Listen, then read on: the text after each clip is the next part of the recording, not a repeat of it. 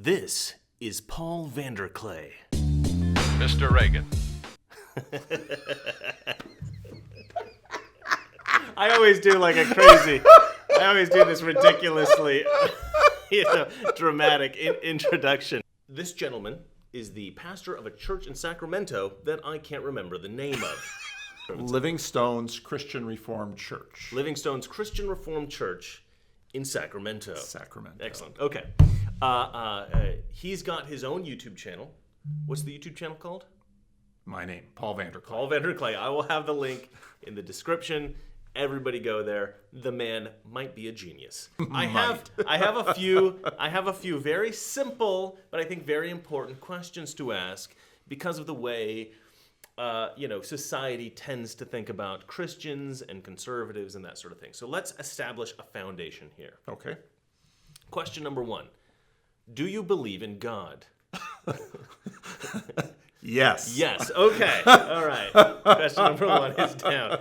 Number 2, are you a Christian? Yes. Okay. Excellent. You'd think a pastor would be, but you got to ask these things. All right. Are you a conservative? Depends what you mean. Okay. How would you define yourself? What category would you place yourself in politically? I am a nomad at this point. Oh, so you're sort of like an independent, you would say. Yes. I have Okay. I have over my whole life voted with black folks where I grew up, and so voted Democrat. Oh, you did? I did. Where did you grow up? I grew up in Patterson, New Jersey. Oh, okay, interesting. And my Okay, and church your was friends and people that you knew in the neighborhood, they were Almost all all black. Oh, interesting. So are you now a Republican? No. Okay, you're not a Republican. Are you a Democrat? No. Okay. But you don't affiliate with a party or even a political philosophy. You're just Paul Vanderklay. I don't think I have I don't know if I have a political philosophy or not. I certainly really? have political thoughts, but probably not a coherent. I feel like I'm really putting you on the spot. I am a religious believer and a political skeptic. Oh, interesting. Okay, yeah. Because politicians are sometimes shady characters. Yeah. Okay. Pastors are too sometimes. This is why I can't find a church. Not that the people, not that the pastors and all the churches in LA are shady, but, you got to be careful. You don't want to you go to any church. You want to find one with That's true. Somebody who speaks to you, somebody that you actually get something from the sermons as opposed to just, I found that there was a trend a while back, and you can tell me if you saw this, for pastors to kind of be stand-up comedians. Did you notice that? Yeah. Anything but pastors. Well, exactly. Sometimes. Yeah. And you know what? I don't mind if a pastor's really funny and charming as long as he's saying something of substance. And I imagine you're a pretty funny and charming pastor, but you're probably, I assume, since I've seen your videos and they are very substantive, that you all also have some substance in the sermon other than just... I believe I do. Right. I was in Oregon and there was this kid and he's the pastor of some church that will not be named. And I literally watched the entire sermon and heard nothing about really the gospel or God or anything. It was all him trying to make the congregation laugh because he seemed to love the attention. He seemed to like being the guy that everybody loved and laughed at and all this. And I was really put off by that. But anyway, that's neither here nor there. That's a digression. It's a vocational liability. Right, to be sure. people pleasers. Yeah. Oh, yeah. That makes sense. Yeah, because that tendency, that would be a temptation. Yeah. You're saying, yeah. Okay. All right. Moving on. All right. So you're not a conservative. You're not a Republican, but you do. I would imagine that you tend to philosophically lean conservative in your political philosophy, or not. What would you say to that? Would you say you agree more with conservatives typically? Or with Democrats or leftists typically? A lot depends on the issue. Okay. One of the things that I get on my channel, if I mention that I have often voted for Democrats, is difficulty with abortion because I'm against abortion. Right. I don't know that there's an easy answer to the question surrounding abortion, but I'm not convinced that the way that we have legalized it politics seeks shalom, which is well-being. That's what we should seek. Sure. And a lot of the political disagreements are over strategy on how to get there. I 100% agree with that. With another little thing I want to add on, but I want you to finish what you're saying. And so in many cases with issues, I don't know how to get to shalom. And so I listen to both sides. Right. I do, and I'll tell you.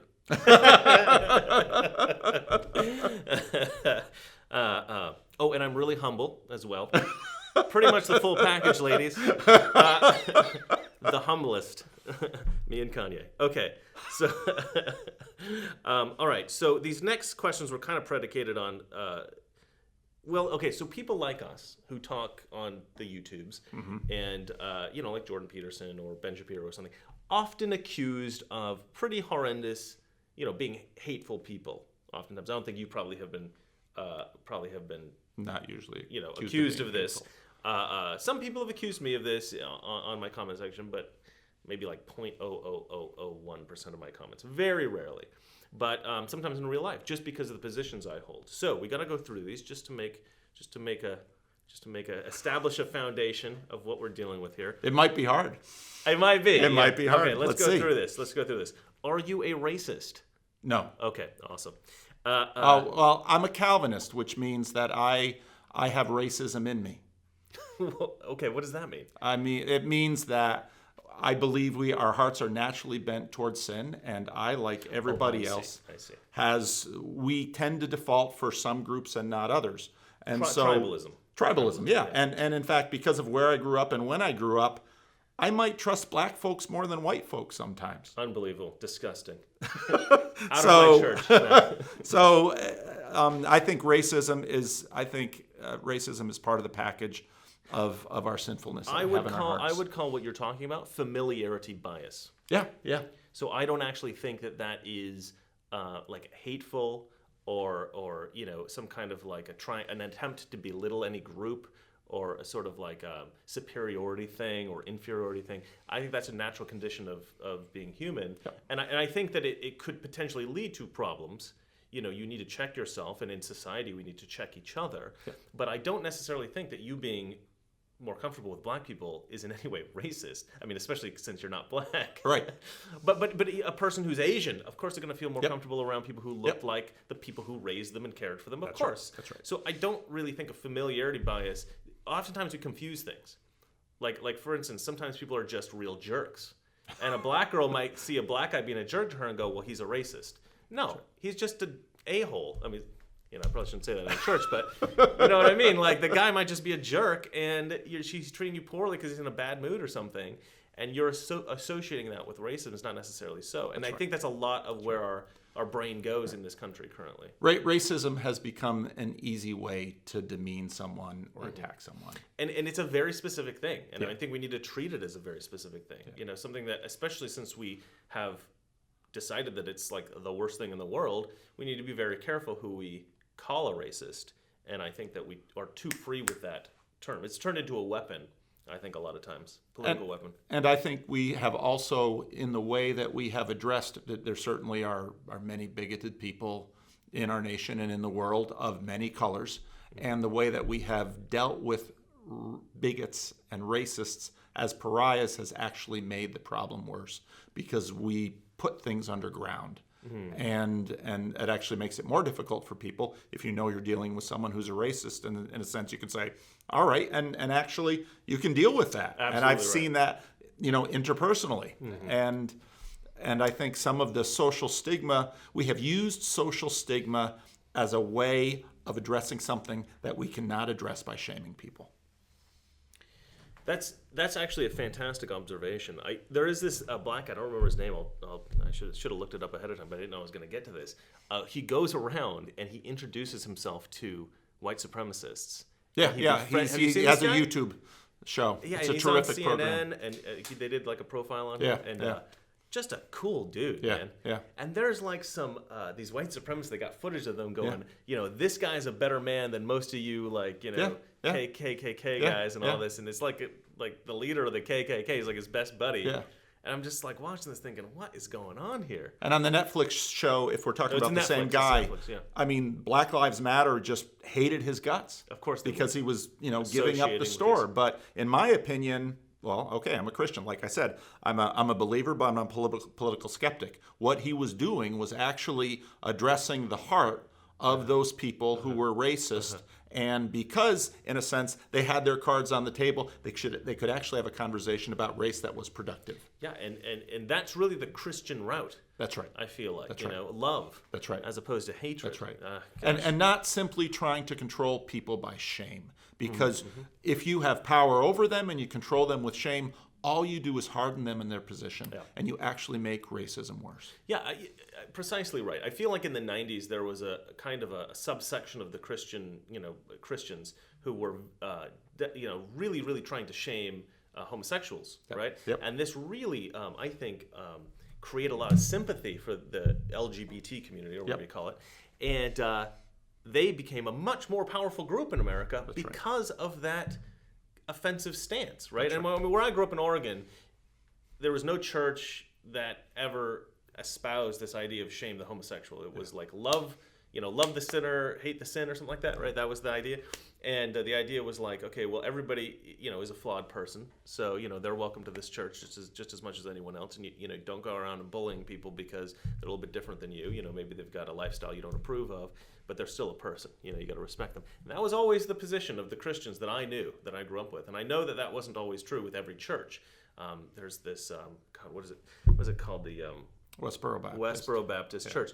They become infamous for this, for this stance. And in fact, in Britain, they constantly bring up Westboro Baptist Church. Everything I see in leftist media, whenever they talk about Christians in the U.S. and gays, they always bring up the Westboro Baptist Church, and those guys made us look so bad. And it's like this small little weird group out in the middle of nowhere, and it's like, okay, that does not represent every Christian in America, guys. No, far from it. Like, let's maybe meet some real normal Christians in America that represent the rest of us. And use them as the example. That you don't have to use this one weird group. That to me that's such a disingenuous thing to do. And the mainstream media all through Britain does that constantly. I don't hear about them so much in America, but the British media, they can't stop talking about Westboro Baptist Church. Like England, stop talking about those guys. All right, most people in America don't even know who they are, but everybody in England does. It's ridiculous. All right, next question. Oh, this is are you a sexist? Well, same answer as racist. Okay, no. All right, good. I like it. Well, it's an important thing to ask. Eventually somebody, you might get big enough, people are going to start going, oh, he's this, he's that. My mother is a woman. I know. Well, so is my wife. That's good. So are my daughters. That's great. Well, okay, yeah. So you respect these people? Yes. Okay, awesome. That's great. So I work hard to try to respect everyone, especially sometimes people who don't deserve it. That's important. That's actually very important. That's kind of the Christian sense, right? That's the whole idea. That's right. Love your neighbor, love your enemy. That's right. It's such an important fundamental aspect to Western civilization, even, I think. That's right.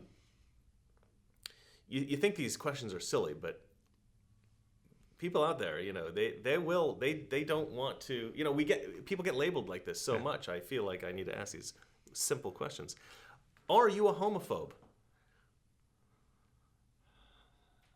I'm not afraid of gay people. I would say no, but because of the denomination I'm in, some people might say yes. Oh, okay. All right. So let's get into the details of that. That sounds like a tough one for you. Okay. So you have some kind of, I suppose, a disagreement or something about the homosexual community that you maybe see as problematic or something like this? What is the specific idea? My denomination, and I agree with the stance of my denomination, that God's design for human sexuality is a man and a woman. Okay. I'm right there with you. I'm the same way.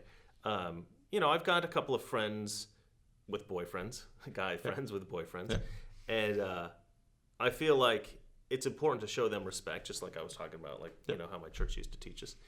And they're two of my best friends in the world, really. Yep. And I have as much respect for them as any of the other people that I know.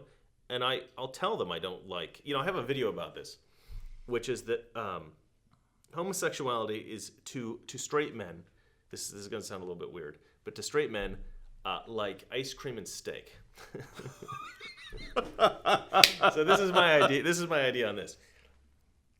You get a beautiful steak, right? Perfectly cooked, just the way you like it. And then you get this bowl of ice cream. Simple, pure vanilla ice cream, just the way you like it. Both delicious, both very appetizing. But then somebody cuts up the steak and puts it in the ice cream. Right? And it's horrifying. You're like, why did you do that? You wrecked both the ice cream and the steak, and you ruined them with each other. And so this is how I look at homosexuality from the perspective of a straight person. My heterosexual relationships with other men are very important to me, right? My male relationships, my brother, my best friend Kurt, I don't know you that well, but you. These relationships are incredibly important to me. Not just like, it's cool that I got these guy friends. Like they're a very important part of my existence. My father, my grandfathers, and then my relationships with women, right? My girlfriends. If I had a wife, my wife, it would be incredibly crucial, very important part of my life. I don't want to see those things mixed together. So we have this. There's this guy. I think you maybe even talked about him. He's a guy that Jordan Peterson references. Talks a lot about the disgust mechanism in human beings. Oh, Jonathan Haidt. Jonathan Haidt, right. So Jonathan Haidt talks a lot about this disgust thing that we have, this disgust impulse, and Peterson references it a lot. And I'm terrible with names, by the way. I may forget your name at some point today. I'll keep my name in mind. I won't forget it. Okay, thanks. You can remind me. It's just something about my head. Anyway, and that got me thinking about this stuff. And I thought, the disgust mechanism is like a legitimate thing. Yeah. It is to keep us from ingesting poisons and stuff like that. That's why we don't like the mixing of different kinds of foods. It's like it can be, our brains need to know what this tastes like so that we don't feel like we're being contaminated. If you mix things together wrong, then it's much harder to tell if there's a contaminant in there. And so we're disgusted by that combination. But I think it's a good metaphor for this mixing of, romantic relationships and just a normal friendship relationship. I think that disgust mechanism kicks in with straight people. And there's not really a lot that we can do about that. We can try to suppress it, but it's going to be there. And I don't think that's wrong. I think that's just a natural reaction that we might have. Now, I can still be friends with these guys, but the concept of the homosexual relationship still bothers me. I mean, I'm still going to feel bothered by that. So that's kind of my take on that. And I'm also not fully convinced that every instance of homosexuality is, they're born that way. There's this concept that they're all born that way. And I take great, I disagree with it. I think that maybe some small percentage of people have this issue where they're literally born with their wires crossed. And they're a man, but they're attracted to other men. But I think the vast majority of people, it's some kind of a psychological trauma that maybe, changes how they're thinking. I'm not 100% sure. I mean, I don't know. People don't study it because it's very taboo. You're not allowed to. Yeah, there's difficulty in getting studies in it. I believe it's probably both and for many people. Yeah, you're right. Yeah, it's possible. Okay, all right. Let's see where my other difficult questions are that are very simple but difficult. Are you a xenophobe? Do you know what that is? Yes, I do know what that is. All right. No, it's I'm not a xenophobe. It's the new popular. I'm phobe. high in openness. Okay, great. Okay. All right, now this is, now we're getting to the more real questions. Those are the kind of silly questions, but I thought they might lead to good discussions, which I think they kind of did. Okay, you've got a YouTube channel. Yep. It's getting kind of popular. What is your goal? What was your goal when you started it? What's your goal now? I wanted to have productive and interesting conversations with people.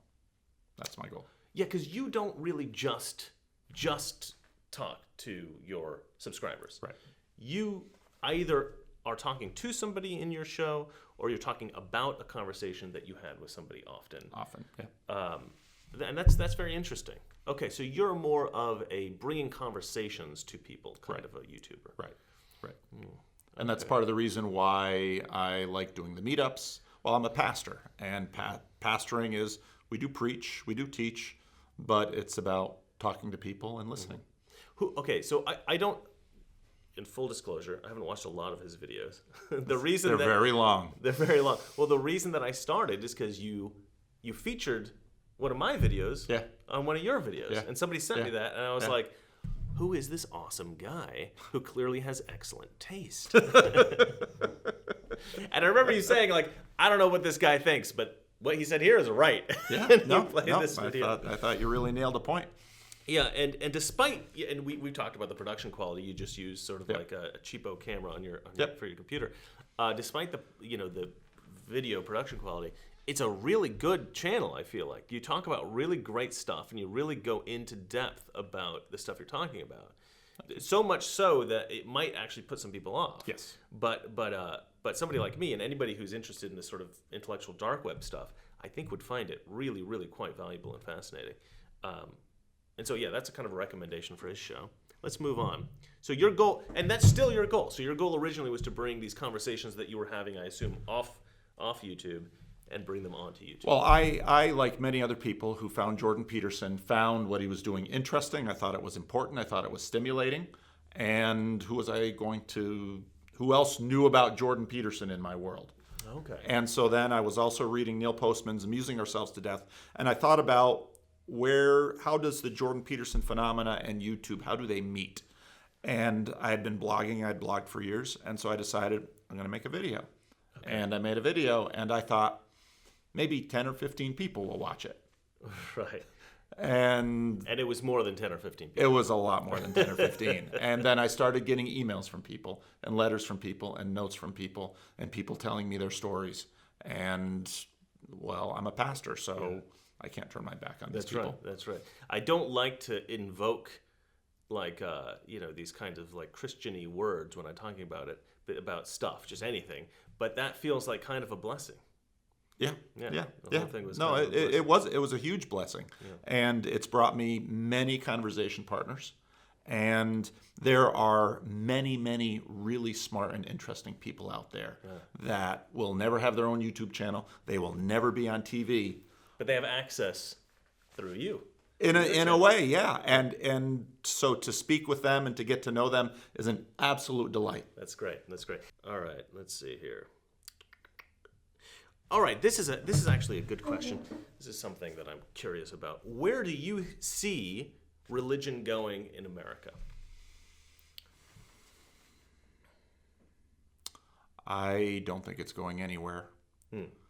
I think we have a consumerist ethos that is not going to serve us well. The vast majority of churches in the United States are less than 75 people. And so I think we will continue to see religion matter for people, but there's going to be a lot of institutional dislocation as we figure out how technology displaces relationships and the kinds of relationships we can build to address that. That's a really interesting point. Because computers allow us to disassociate from each other, like in the physical world. And we were talking about that before, like how these meetups are kind of cool because it's another way for people to meet up. And now we're all kind of digitally talking. And in a way, it brings the world closer together because you can, like, I can talk to somebody in, Germany now, like that. Whereas, 50 years ago, it would be a very expensive phone call, or you'd have to fly over. But it also allows us to edit each other. And part of how we grow as human beings is having to learn with the other part, with our relational partner, we can't edit. Because that's almost always where the big growth goes. Because I have to learn to deny myself. I have to learn to forgive. I have to learn to endure. And I have to learn to love. And love isn't so much a feeling that I have for someone, but love is being able to sacrifice myself for the well-being of the other. And the temptation in a technological culture where you push each other further and further away is that I don't have to love, but that's also going to mean the isolation. Yeah, that's interesting. Well, yeah, and also like what you were saying about editing yourself, and you can't do that in No. person. I will be editing this to make me look as good as possible. But that said, you're right. You know, if you're in a conversation, you kind of have to learn to. At some point in your life, you don't have to, but I think mature people do learn that you're gonna mess up sometimes. You know, you're gonna say the wrong thing, and you just have to say, okay, yeah, I messed up. That's not what I meant to say, or like, yeah, okay, maybe you're right. And probably not enough. I mean, even before the internet, people didn't do that enough. I don't think. No. But we are so wealthy, and we have so many options now that we increasingly just become slaves to our desires. And what happens in closer relationships, you know, every mother, every parent knows this. You give up your life for your child, but it's in that process that all of the good stuff grows. Yeah. My sister's realizing that she's had kids. Yeah, kids teach you that. You know, kids teach you that right away. You don't know how selfish you are until you have a child. That child will teach you, because that child is the picture of selfishness. My sister would kill me for saying this. Hopefully, she doesn't watch this. But she was a very different person before she had kids. Yeah. We didn't have a great relationship. Then she had her first kid. Instantly, she was like one of my best friends. Like the next day, it was bizarre. She completely changed. I mean, it really wasn't the next day, but you know, it was like very soon after. I realized she's a very good person. You know, when before that it was all kind of about her. Suddenly, it was all about this kid, and she was suddenly just a much better person. It was bizarre. It's like she became an adult instantly. Well, you know, and we started out talking about conservatism, and in many ways, I mean, people look at Jordan Peterson and they call him a conservative, and he is. But he's a special kind of conservative in that he's saying, if you really want to learn wisdom, look back.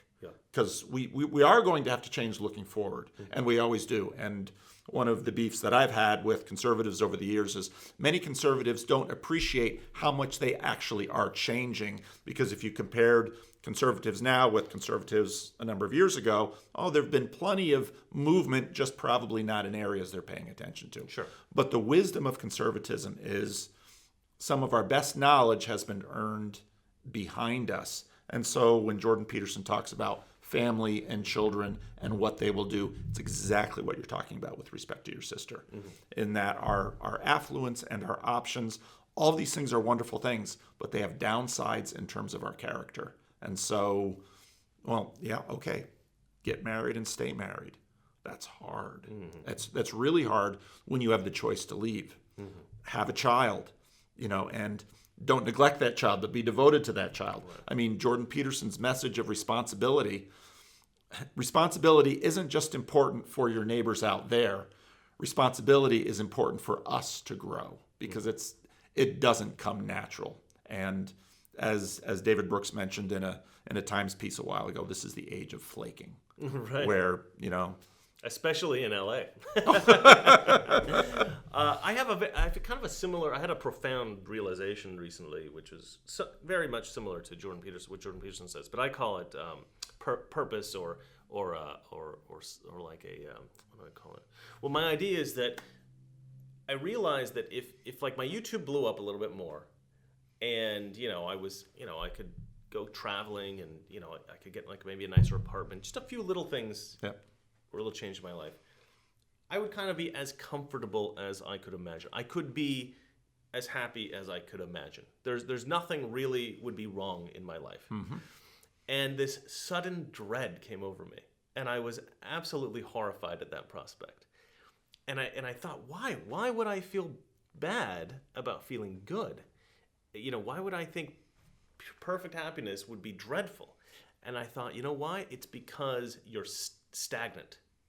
And there's something in the human condition that needs to be dynamic. We need to be moving. We need to be pushing toward a goal, right?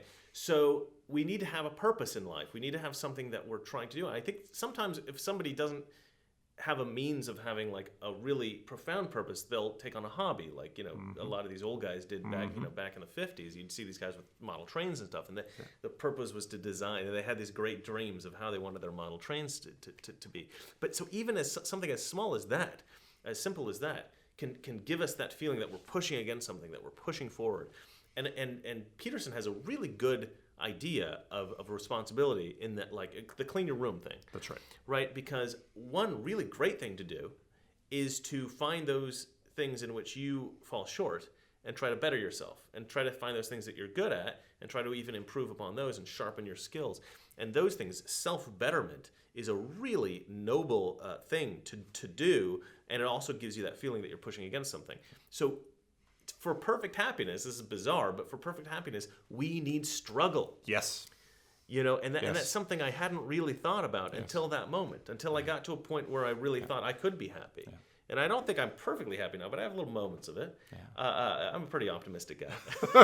You seem like a happy guy. I think when you're a Christian, you do have this weird confidence where you feel like I kind of know what's up. So I feel like I'm kind of in a good place. I have a good foundation under me, and I have a good direction, and I have goals, and I have and all that kind of stuff. So it's rare that I feel really terrible.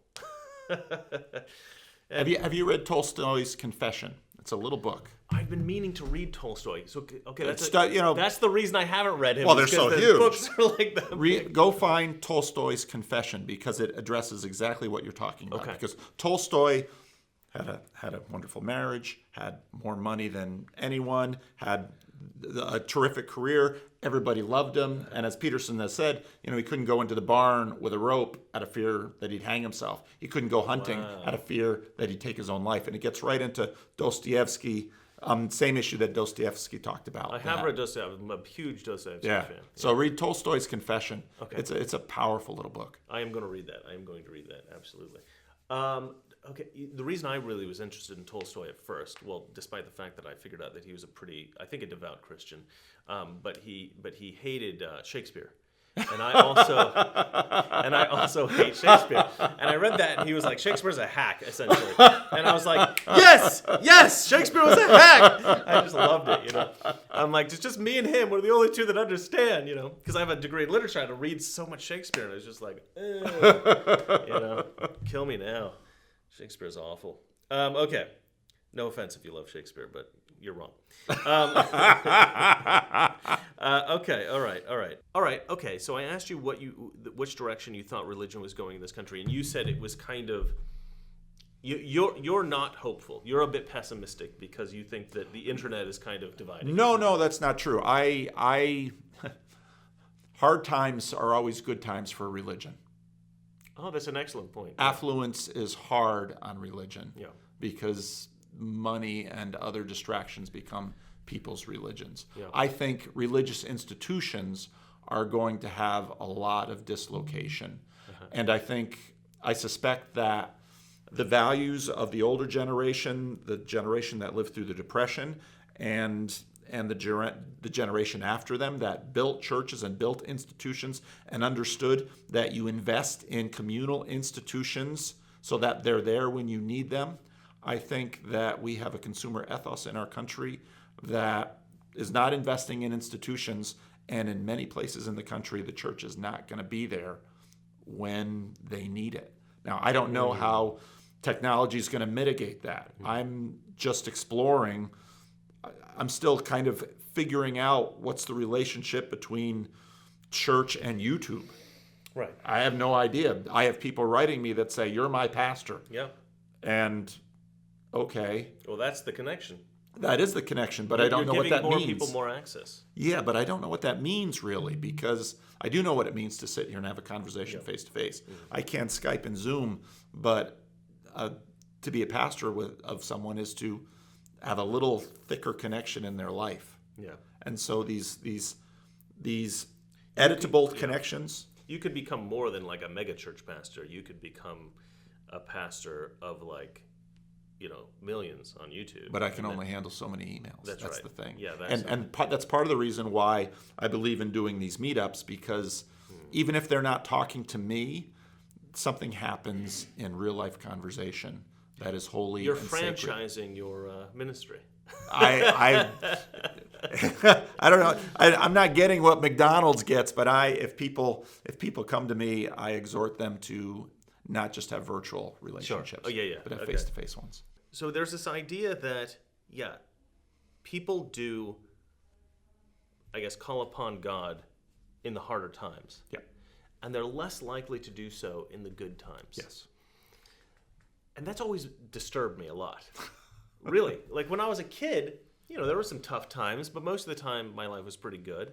But I was still a pretty devout guy. And it always concerned me that if I got a lot of money and I was really, really happy, I would kind of stop praying.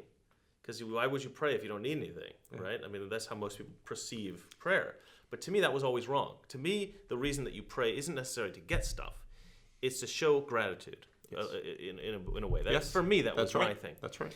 And so to me, I would pray in gratitude to God as opposed to as a desire for like material stuff. Although sometimes I ask for stuff, for a better life or whatever. But or for my family or something like that. But for the most part, I felt like it was important to be grateful for life because I thought life was kind of such a great gift.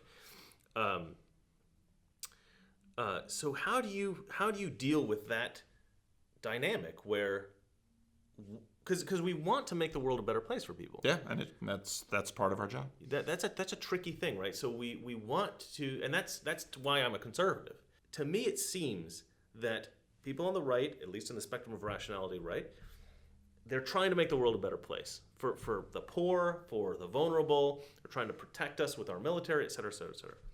People on the left, I divide into different groups. I got a video coming out about the different kinds of Democrats, different kinds of leftists. But specifically the group that I call the dreamers, the people that want utopia, the people that are voting for Democrats in the hopes of egalitarianism and these glorious ideas. I think they genuinely want good things for the world. They're trying to make the world a better place as well. I think they just have misperceptions about the world. So we all want to make the world a better place. Our goal is to take the poor and make them richer and, to create innovations and quality of life and make the world a safer place and a better place and blah, blah, blah, blah. But if we get to a point where the world is fantastic and everybody's happy and wonderful, do people then kind of stop going to church and people stop thinking about God and stop praying and stuff like this? Well, your characterization of the left, I think, is a fairly recent arrival. Possibly true. Yeah. And it's that's my contemporary assessment of the left for sure. It's not, for example, I mean, I hate to break it to you, Mr. Reagan, but I wasn't quite old enough to vote for Jimmy Carter, but I probably would have voted for Carter over Reagan. And Carter, at least at that point, I think tried to epitomize some of the values of the older Democratic Party in terms of. Well, he seems like he was a good man. I think he was. I mean, especially given how what he devoted himself to after he left office. Sure, Habitat for Humanity. Habitat for Humanity, and he's done quite a bit. This recent trend to imagine, and this is why I say I'm a political skeptic. This recent trend to imagine that in this particular way we can fix the world, I think is deeply flawed. I do not think it can be done. I think, when I hear Peterson talk about the left and the right, I think he gets it. I agree with a lot of how he lays it out in terms of, the right traditionally has made the point of, personal responsibility. You cannot be a fully formed human being without personal responsibility. Right. You absolutely need that. I think the left has tried to major on, communal generosity to people who are in trouble. And I think that's good too. Now there's a big discussion. That's what I would call compassion. Yeah. Right. Okay. Compassion. And I don't find conservatives uncompassionate. That's my argument, actually. But continue. And actually, I find some people on the right very responsible. Sure. The questions, there are big questions about, well, how should you organize society? Well, those are big questions subject to debate. But like I said, I'm a political skeptic in that you say, okay, people get religious when they are in trouble. Well, what happens if they don't find trouble? Well, you know what? Trouble will find you. Trouble will find you one way or another. And part of when I look at what people imagine they are going to do to rescue others, they say, oh, we need to go into this poor community and develop it. And I say, so like what? So like a wealthy community? But I can go into a wealthy community and you get behind closed doors and there is suffering behind closed doors. And they might have money might not be their problem, but they can't get along with each other. Right. And so misery will find you. It's part of life. Such a beautiful answer. I like this guy. No, really. I was like, how's he going to answer this one? I was impressed. That was good. That's absolutely right. I mean, I often say, like, because there is this sort of divisiveness in America where people will say, oh, this group. A lot of people say, like, well, that's your privilege. That's your privilege. I get that a lot, right? Like from like sassy women, you know, like strong feminists, right? Or like black guys that'll have a conversation with. They're like, we're oppressed. And I'm like, you have the same job I do. You literally work at the same place. I was in this tower in the middle of downtown, beautiful view, beautiful offices. I was on the set of this show called NCIS, and I'm talking to this guy, and he's like, oh, black people are oppressed. You have privilege. I'm like, you have literally exactly the same job I do. He's like, yeah, but you grew up rich. You didn't have any problems. And I was like, I got all my clothes from Goodwill. My mom never bought me a new shirt until I was probably like a teenager. Like, you have no idea what I went through. Like, and I'm not saying I had a terrible childhood. I had a wonderful childhood. We were poor, but I had a wonderful childhood, And eventually my parents did end up making some money. My dad had a business. But he grew that from nothing. He literally grew that from nothing. And a lot of people have it way worse than I do and way worse than he did. And the reality is a lot of people are quiet about their struggle. A lot of people don't talk about their suffering. But everybody, like you say, like problems will find you. And so that's a really smart thing to say. Because even if we make the perfect society, individuals will have a hard time. And they will have moments of despair. And in those moments, they're going to have to, there's always going to be, that's a good point. C.S. Lewis begins his book, The Great Divorce, with a scene in a city. And in this world, you can have anything you want just by thinking of it. And if you keep reading the book, you pretty quickly realize, oh, that's hell. Well, what do you mean, hell? You can have anything you want simply by thinking of it. Well, it's this huge city. Why is it huge? Because people keep building houses further and further and further out. Right. And, that kind of goes back to the struggle thing. That's right. There's no struggle. And so it's just everything's boring. Well, everything's boring. And then if you continue reading the book, then there's a bus and you can get on the bus and everybody's quarreling with each other. And the bus actually goes to the other place and, okay, you can live here. But heaven is difficult because everything is hard and real. And what that means is that it's resistant to our wills. Mm-hmm. Mm-hmm. So it's these issues we are facing as a society. Part of the problem is that attention tends to be monofocal. So okay, it's privilege. There's no question that in certain areas, being white is easier than being black in America. There's no question about that. That doesn't answer the question: what are you going to do with the cards that you've been dealt? Mm-hmm. You can sit there and say, I'm oppressed. Okay, what next? It doesn't help you. But I would counter that by saying in certain parts of America, it's easier to be black than white. Absolutely. Well, these are the places I grew up. But also Hollywood, I think. Yeah. Well, and because they have an idea that we should help this guy. Right. And this guy doesn't deserve our help because he's already privileged. That's right. And so the poor white male actor is going to have a lot harder time finding somebody to take him under his wing than the struggling black actor. Could very well be. In my experience, that tends to be true. Yeah, could very well be. Yeah. But the odds of those who reach the peak, they're lottery winners. There's For sure. So many black, people. white, green. That's right. If you reach the peak, you're a lottery winner. That's right. I'm working on it. Okay. Probably. You never know. All right, let's see here. Okay, this is the last question I have on my list. After that, we can talk about whatever. But I would say, because you're a big Jordan Peterson guy, that's a lot of why you started your YouTube channel, right? Yes. Thinking about how our world is changing with the internet and with, how the way church is going, and things are, I think, getting quite a bit better. In what way do you see Jordan Peterson playing a role in our changing world? That's a really good question, because for those of us who are following him, he's a big deal. But for normals out there, For those who don't follow Jordan Peterson and aren't aware of him, they don't even know what's happening. They don't, Right. because it's a pretty big upswell of, I guess, philosophical change for the people that follow the intellectual dark web people, especially Jordan Peterson.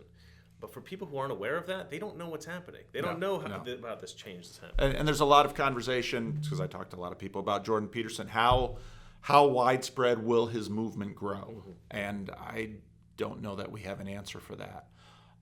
But even if he doesn't have direct influence, he'll have influence through me and you and countless other people. Many, many people, and they come and talk to me, their lives have been improved by him. And as I know the massive debate about how to regard him, whether or not as a Christian, my belief is that God has used him mightily to rescue a lot of people from a lot of dark places that they've been in. Yeah.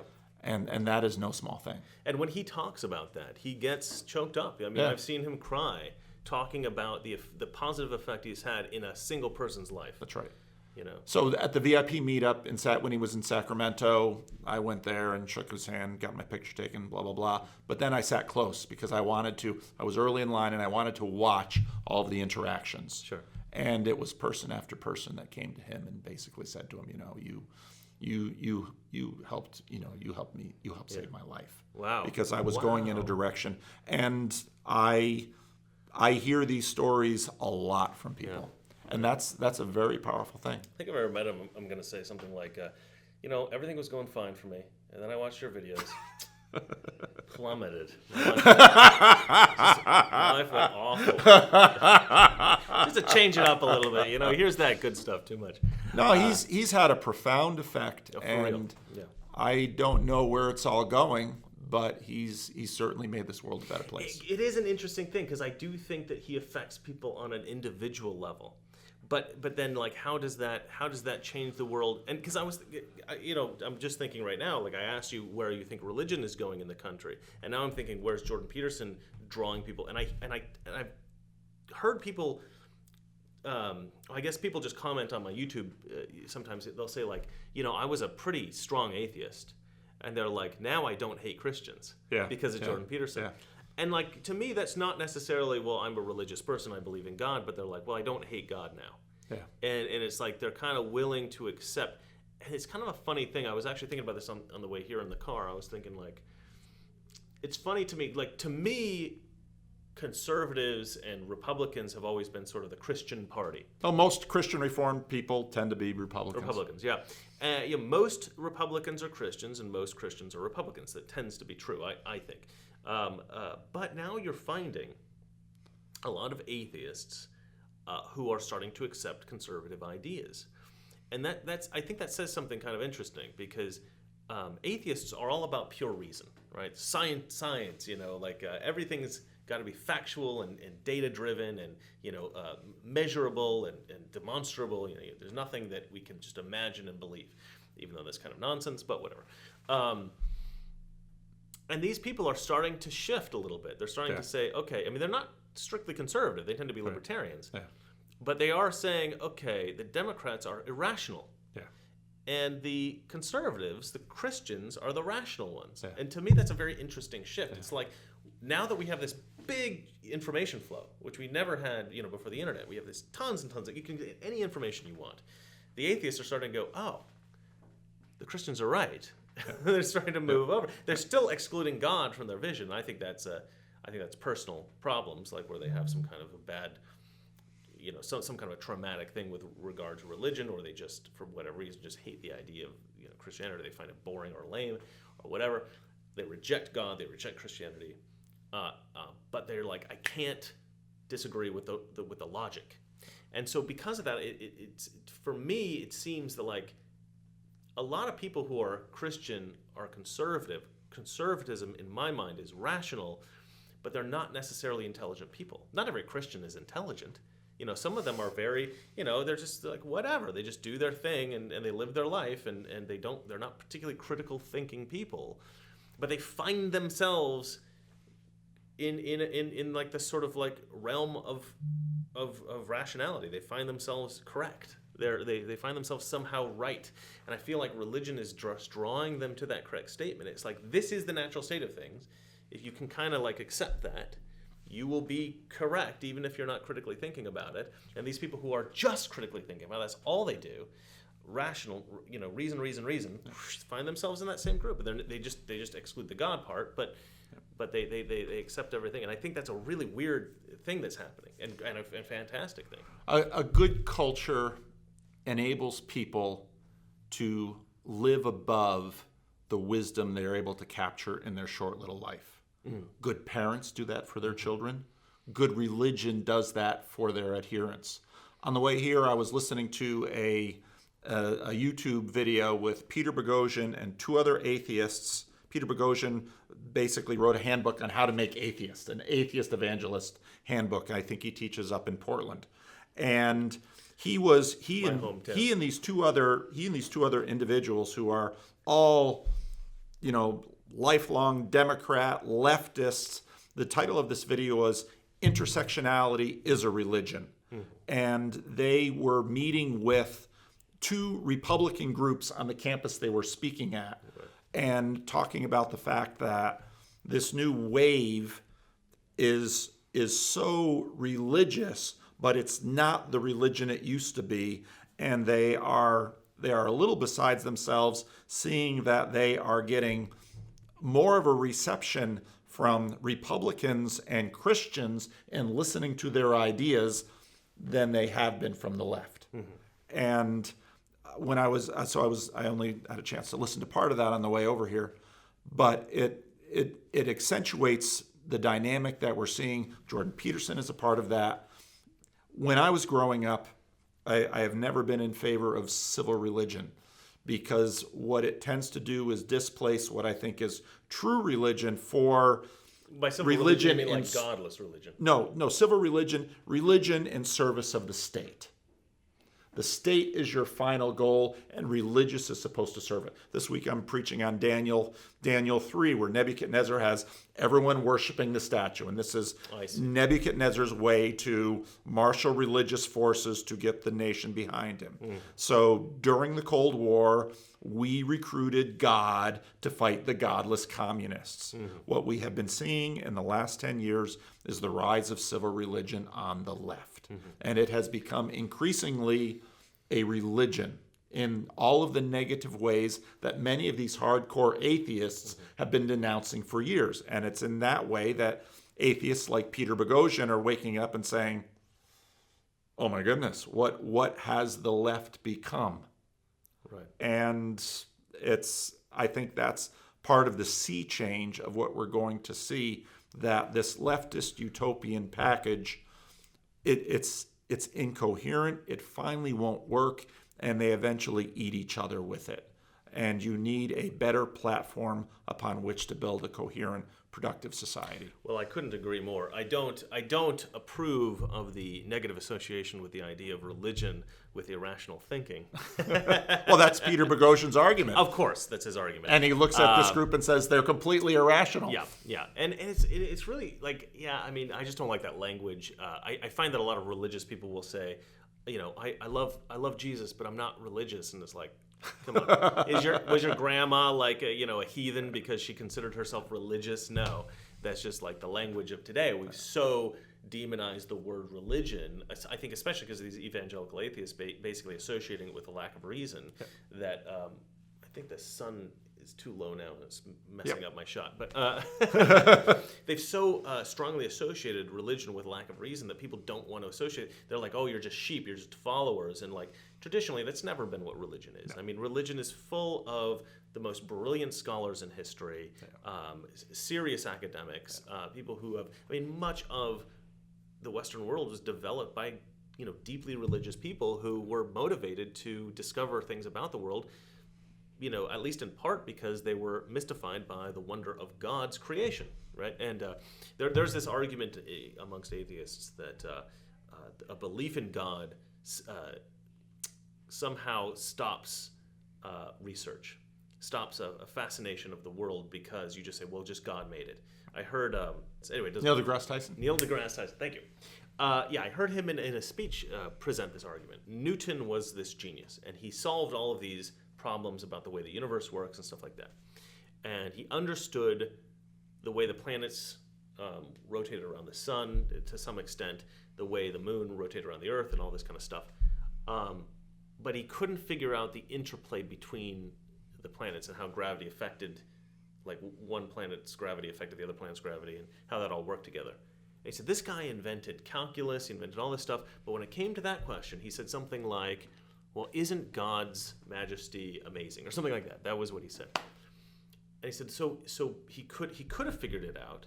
His argument goes, he could have figured it out, but he just threw his arms up and said, well, isn't God great? And so the belief in God stopped him from thinking of that. And my counter to that is, well, then why didn't his belief in the glory of God stop him from figuring out calculus? Or all the other gazillion things he thought of? No, he just stopped there because either he wasn't interested in doing it. Oh, you're trying to give us a little shade there? You're a true gentleman, sir. Oh, look at that. We've got lighting people now. Thanks. Hopefully that works. I think that looks good. Yeah. That looks great. Thank you. So I was thinking like, no. He wouldn't have thought of anything then. If God stops you from thinking of brilliant things, why did you think of anything? God inspires you to think of brilliant things. Without God, there's no purpose for anything. There's no real reason for anything. And if this is all a random accident, you can literally kill babies, and there's nothing wrong with that. There's nothing ethically wrong with that because you don't have any real value. I don't have any real value. We're all just a big accident. Nothing matters. Nothing. And to me, that does not appear to be correct. Does not appear to be correct. We're the only things in the universe with a consciousness that we're aware of. We can perceive the universe. We can perceive ourselves. We can actually document it. We can affect significant change in the universe. Serious, like maybe in 1,000 years we'll be able to actually modify the rotation of the planet. I mean, who knows what we're going to be able to do? For an entity to have that kind of capacity and be the only thing in the observable universe that has that capacity, to me that is incredibly special, and that looks like something of design, that looks like something that is intended to be there for some kind of a reason. And so to me the whole argument about atheism, none of the arguments make sense because they all go back to, well, it's an accident. It all goes back, why are you even debating us? That's right. You should be on safari hunting down random human beings or doing whatever else weird thing that you want to do because you don't believe anything has a reason. I think that the ultimate logical conclusion to atheism is nihilism, but atheists never accept that. I don't get it. I've never really understood.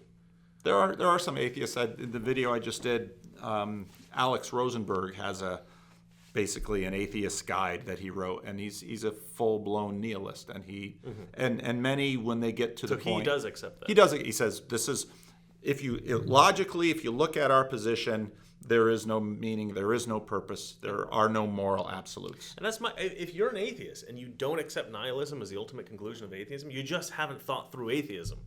At least that guy's honest about what he's saying. And that's why Peterson looks at Sam Harris and Matt Dillahunty and says, deep down, you're kind of Christian. Yeah, you at least accept a world in which there is a God, even if you don't believe in God, you function in a world in such a way that you do believe in God. You live as if there is one. Yeah. Because you live as if there is good and evil and right and wrong, and that the things that you are moving towards are in fact worth moving towards.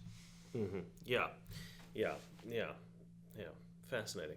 Do you have anything else interesting to say to our Because so far this has been terrible. Well, huge waste of time. I appreciate, and so we're going to reciprocate, and we're going to do a Zoom call, and we're going to do my little thing. All right. Yeah. And no, I just appreciate, like I said, I got into this thing to meet interesting people, and you're a very interesting person, and this has been great fun. Thank you, sir. I really appreciate this. All right. This has been Paul Vanderklay. my new friend and a true gentleman and a real scholar and somebody who you should follow on the YouTubes. What's the church we're at here today? Crosspoint Christian Reformed Church. Okay, and so we're broadcasting. We're not really broadcasting, and we're recording at Crosspoint Christian Reformed Church here in Chino. Are we in Chino? So if you're in the area and you need a church, this is a good one. It's really nice. Ask really for nice. John. Ask for John. What's your last name? Van Donk. John Van Donk has facilitated this. That is a interview. true Dutch name. That really is. You're Dutch, he's Dutch, and I'm German. So We won't hold it against you. yeah, we'll go to war at some point. Yeah. The Dutch always lose. My best friend, one of my really good friends, Edwin Vanderklay. He's a Dutchman. He's over there in the Netherlands. Shout out to him. How you doing, Edwin? And so I've been there a few times. I love it. You guys been to the I never Netherlands? have. He was born there. Oh yeah, you were from the Born Netherlands. and raised there. And Yeah. I'm going to be back there next month. Is that right? Okay. Well, say hi to Edwin for me. It's a small country. Yeah. All right. Well, thank you. Sir. I know everybody did. Yeah, you know them all. All right. Well, that's it for me. If you like this video, hit the like button. If you want to see more like this, please subscribe. And definitely subscribe to Paul Vanderklay's channel. I guess that's it. All right. Good night. Together, with God's help, we can and will resolve the problems which now confront us. And after all, why shouldn't we believe that? We are Americans. God bless you and thank you.